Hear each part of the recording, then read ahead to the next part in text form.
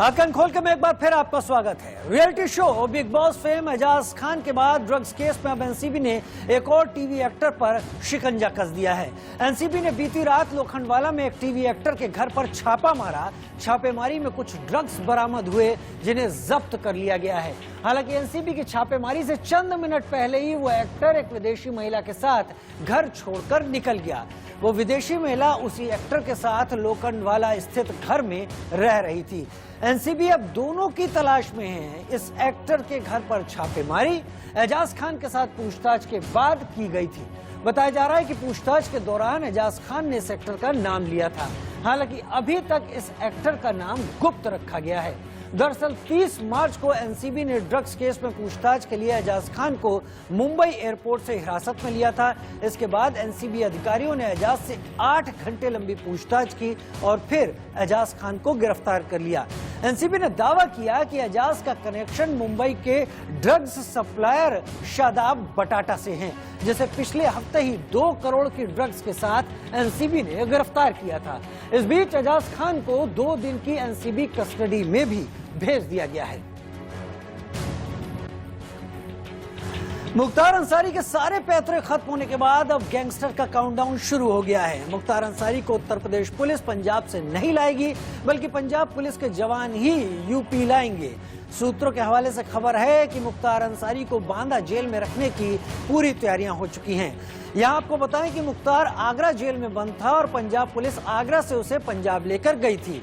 बाहुबली अंसारी को 13 अप्रैल को मऊ कोर्ट ने तलब किया हुआ है।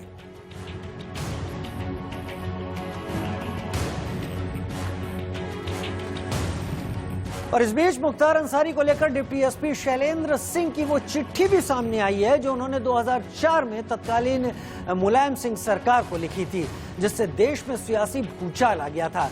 डिप्टी एसपी शैलेंद्र सिंह ने मुख्तार अंसारी पर कोटा के तहत कार्रवाई की थी, लेकिन मुख्तार की घेराबंदी के दौरान अपमानित किए जाने और सरकार से मुख्तार को पूरा संरक्षण मिलने से क्षुब्ध डिप्टी एसपी शैलेंद्र सिंह ने अपनी नौकरी तक छोड़ दी थी।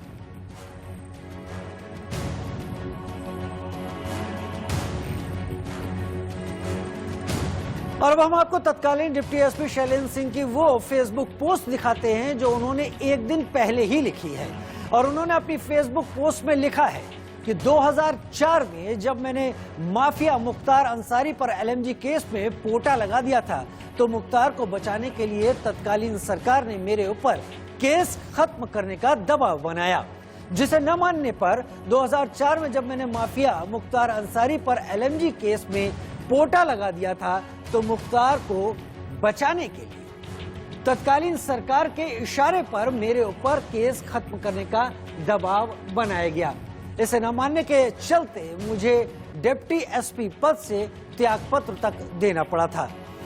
इस घटना के कुछ महीने बाद ही तत्कालीन सरकार के इशारे पर राजनीति से प्रेरित होकर मेरे ऊपर वाराणसी में आपराधिक मुकदमा लिखवा दिया गया और मुझे जेल में डाल दिया गया।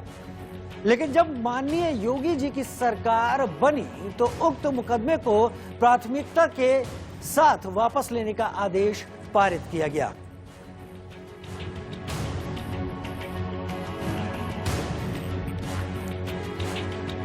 और मुख्तार अंसारी के व्हील चेयर पर कोर्ट में पहुंचने को लेकर राज्यसभा सांसद और यूपी के पूर्व डीजीपी ब्रजलाल ने पंजाब सरकार और पंजाब पुलिस को निशाने पर लिया है। ब्रजलाल जी सीधे मेरे साथ इस वक्त जुड़ गए। स्वागत है आपका ब्रजलाल जी। आपने मुख्तार अंसारी को लेकर कई सवाल उठाए, वो सवाल क्या है? मुख्तार अंसारी आज प्रदेश का नहीं देश का सबसे बड़ा माफिया है और जब अपराध और राजनीति दोनों मिल जाती हैं तो वो सबसे खतरनाक होती है। मुख्तार विधायक भी आज और आज से नहीं, जेल में रहते हुए 2005 में लगातार मऊ से विधायक है और विधायक रहते हुए 96 में इसने नंद किशोर रुंगटा विश्व हिंदू परिषद अंतर्राष्ट्रीय अध्यक्ष थे, उनका किडनैपिंग किया, करोड़ों रुपया फिरौती लिया और उनकी हत्या करके इलाहाबाद में उनके लाश फेंकी। जी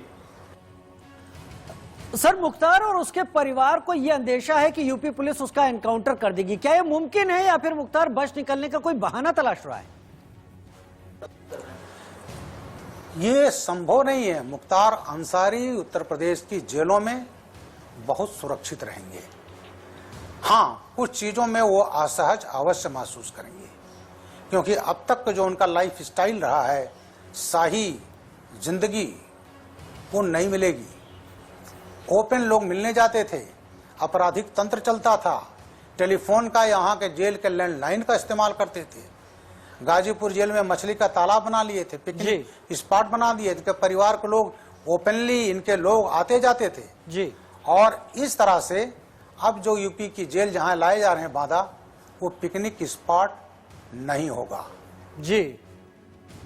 तो फिर इस लिहाज से यह माना जाए कि इस पूरे मामले में जांच एक लंबी चले तो बहुत कुछ निकलकर जरूर सामने आएगा। हमारे साथ जुड़ने के लिए बहुत बहुत शुक्रिया ब्रजलाल जी आपका।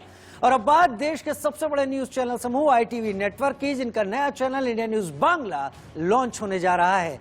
सुबह 10 बजे इंडिया न्यूज बांग्ला की कल शुरुआत होने जा रही है। इस मौके पर देश की तमाम पार्टियों के नेता इंडिया न्यूज बांग्ला के उद्घाटन कार्यक्रम मंच के जरिए अपनी उपस्थिति दर्ज कराते रहेंगे। बंगाल में जब चुनाव चल रहे हैं, उस दौरान इंडिया न्यूज बांग्ला पश्चिम बंगाल के लोगों की आवाज, पसंद और उनके मत को आप तक पहुंचाता रहेगा।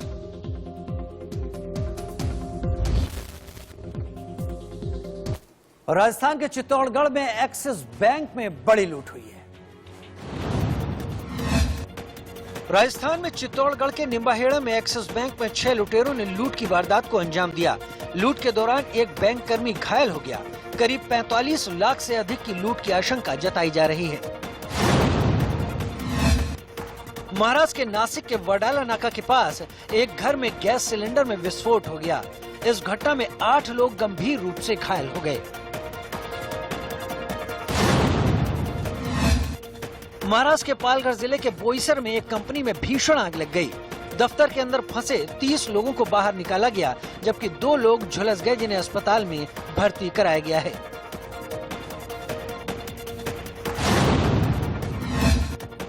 मुंबई क्राइम ब्रांच ने अलग अलग कंपनियों के 122 लीटर मिलावटी दूध को जब्त किया। साथ ही एक आरोपी को गिरफ्तार कर लिया। दिल्ली के डिप्टी सीएम मनीष सिसोदिया ने पत्नी के साथ कोरोना का टीका लगवाया। डिप्टी सीएम कोरोना वैक्सीन लगवाने के लिए मौलाना आजाद मेडिकल कॉलेज अस्पताल पहुंचे थे। उत्तर प्रदेश के बिजनौर में पुलिस ने अंतर्राज्यीय वाहन चोर गिरोह के 13 चोरों को गिरफ्तार किया। पकड़े गए चोर मिजोरम, राजस्थान, उत्तर प्रदेश, उत्तराखंड और दिल्ली के रहने वाले हैं। चोरों के पास से चोरी की 10 कारें, 10 बाइक, तमंचे, कारतूस सहित गाड़ियों के फर्जी कागजात भी बरामद किए गए। मध्य प्रदेश के उज्जैन जिले के बड़नगर विधानसभा से कांग्रेस विधायक मुरली मोरवाल के बेटे करण पर रेप का मामला दर्ज किया गया है। करण पर कांग्रेस की नेता ने नशीला पदार्थ पिलाकर शारीरिक संबंध बनाने का आरोप लगाया है। उत्तर प्रदेश के अलीगढ़ जिले में 2 साल की बच्ची और उसके पिता का शव मिलने से हड़कंप मच गया। दोनों के शव खाली पड़े प्लॉट के अंदर नीम के पेड़ के नीचे मिले हैं। उत्तर प्रदेश के बलिया के पिपराकला गांव में प्रत्याशियों की पार्टी के बाद गोलियां चली। गोली स्कॉर्पियो, सफारी और एम्बुलेंस पर चलाई गई। पुलिस मामले की जांच में जुट गई है। उत्तराखंड में देहरादून के पुलिस अस्पताल में टीकाकरण किया गया। इसमें लोगों ने बढ़ चढ़कर हिस्सा लिया और कोरोना की वैक्सीन लगवाई। अर्जेंटीना के राष्ट्रपति अल्बर्टो फर्नांडीज कोरोना वायरस से संक्रमित हो गए हैं। राष्ट्रपति अल्बर्टो फर्नांडीज ने ट्वीट कर इसके बारे में जानकारी दी। राष्ट्रपति फर्नांडीज ने इस साल की शुरुआत में रूस की कोविड वैक्सीन स्पुतनिक वी लगवाई थी। और उत्तर प्रदेश के नोएडा में जेपी बिल्डर्स के खिलाफ निवेशकों ने जोरदार प्रदर्शन किया। निवेशकों ने आरोप लगाया कि वो कई साल से अपने घर का सपना देख रहे हैं और इसके लिए ईएमआई भी भर रहे हैं, लेकिन जेपी बिल्डर का इस ओर कोई ध्यान नहीं है। इस मुद्दे पर हमारे संवाददाता ऐश्वर्या जैन की एक खास रिपोर्ट। ये बताइए कि पूरा इशू क्या है? 10 से 12 साल आपने कहा कि हो चुके हैं आपको पैसा दिए हुए, लेकिन अभी तक कोई भी घर नहीं मिला है। नहीं मिला है। कितने लोग हैं, क्या कुछ? 30,000 होम बायर अफेक्टेड है जेपी के प्रोजेक्ट के, और पैन इंडिया और यूपी में तो कितने हैं मुझे नहीं मालूम। और मैं आपके चैनल के माध्यम से हाथ जोड़ के मोदी जी और योगी जी से रिक्वेस्ट करती हूँ कि जेपी के होम बायर के साथ इंसाफ किया जाए। हमें पता चलना चाहिए कि हमने जिस चीज के पैसे भरे हैं हमें वो घर कभी मिलेगा कि नहीं मिलेगा। आपने इतनी योजना जो टैक्स पेयर्स के मनी से आपने लॉन्च करी है घर देने की, हमारी रिक्वेस्ट है कि आप हमें भी हेल्प करो और हमें हमारे घर दिलवाओ। हमें इस देश में सोशल जस्टिस चाहिए कि एक बंदा किस्त भरता है, ईएमआई डालता है और उसको घर नहीं मिलता, ये इंसाफ नहीं है। गवर्नमेंट ने, जेपी ने सारा बिल्डर्स, सारा होम बायर्स से पैसा ले लिया। उन्होंने एक्सप्रेसवे बनाया, गवर्नमेंट को उस पे टैक्स मिल रहा है, टोल मिल रहा है। गवर्नमेंट खुश, बिल्डर खुश, और परेशान कौन? जनरल पीपल, जिन्होंने पैसा दिया, जिनको घर नहीं मिला। और शायद अब सुप्रीम कोर्ट भी कोई ध्यान नहीं दे रही, वो भी एनबीसीसी को देख रही है, बिल्डर को देख रही है, जनरल पब्लिक का कुछ नहीं। पीएम बात करते हैं अफोर्डेबल हाउसिंग की, अरे भाई जो पैसा दे रहे हैं उनको तो देख लो कि उनको मिल रहा है कि नहीं। वो बाद में फ्री वाले घर बाद में बांटना। और अब इस वक्त की बड़ी खबर ये है, देश भर में कोरोना की दूसरी लहर का विस्फोट जारी है। महाराष्ट्र में कोरोना के एक दिन में 49,447 नए मामले सामने आ गए हैं। महाराष्ट्र में कोरोना से 24 घंटे में 277 लोगों की जान गई है। तेजी के साथ मामले बढ़ रहे हैं। वहीं उत्तराखंड में कोरोना के 439 नए मामले मिले हैं। 4 लोगों की मौतें भी उत्तराखंड में दर्ज की गई हैं। बड़ी खबर आंध्र प्रदेश से देखिए, कोरोना के 1398 मामले, 9 की मौत की खबर। उत्तराखंड की तो खबर मैंने बताई आपको, 439 नए मामले मिले। महाराष्ट्र की बात करें, नागपुर में कोरोना के 3,720 मामले मिले, 47 की मौत हुई। उसके साथ मुंबई में 24 घंटे की बात करें तो 9,090 मामले मिले हैं, 27 मौतें दर्ज हुई हैं।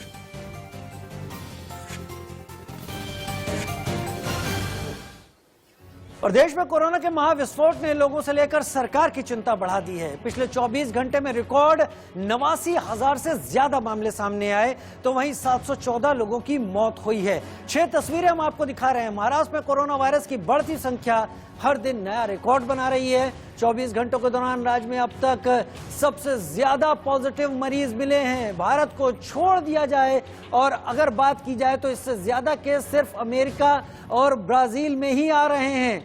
इसी 24 घंटों के दौरान, पिछले 24 घंटों के दौरान 202 लोगों की मौत हुई है। कुल मौतों के मामले में महाराष्ट्र दुनिया में 14वें स्थान पर पहुंच चुका है। मुंबई, दिल्ली, पंजाब, उत्तर प्रदेश की तस्वीरें, उत्तराखंड और राजस्थान की तस्वीरें।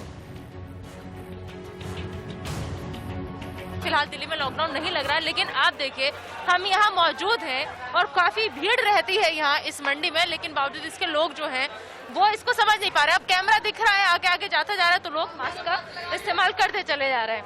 और अब भैया मास्क क्यों नहीं लगाया? मास्क लगा था। मास्क का है?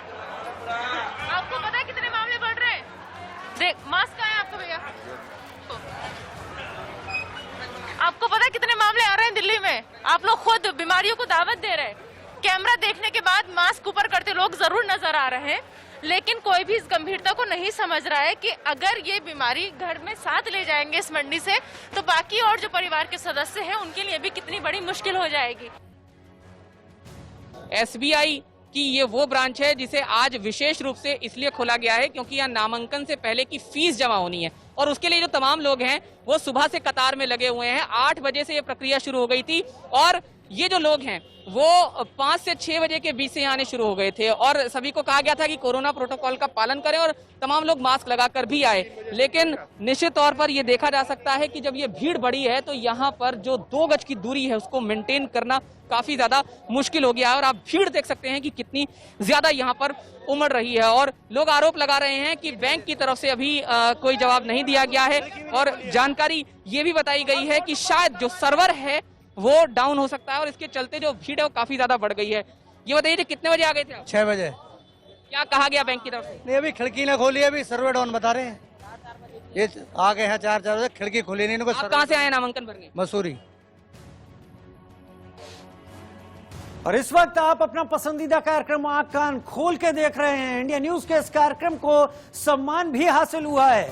आंख कान खोल के कार्यक्रम को ENBA अवार्ड से नवाजा गया है। रोहित पुनेठा मेरे सहयोगी और इस शो के एंकर बेस्ट न्यूज कवरेज का अवार्ड, हिंदी ब्रॉन्ज अवार्ड उनको दिया गया है। तस्वीरों में आप देख रहे होंगे। आंख कान खोल के आपका पसंदीदा शो, उस शो की प्रेजेंटेशन और शो की तमाम कहानियां, उस सब को लेकर ये अवार्ड ENBA रोहित पुनेठा को दिया गया। रिसीव करते हुए आपको स्क्रीन पर इस वक्त रोहित पुनेठा दिख रहे होंगे।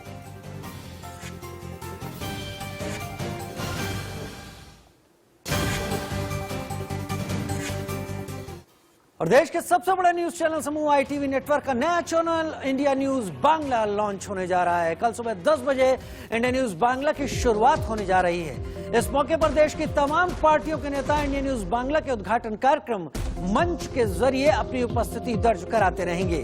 बंगाल में अब चुनाव चल रहे हैं और इस दौरान इंडिया न्यूज बांग्ला पश्चिम बंगाल के लोगों की आवाज, पसंद और उनके मत को आप तक पहुंचाता रहेगा।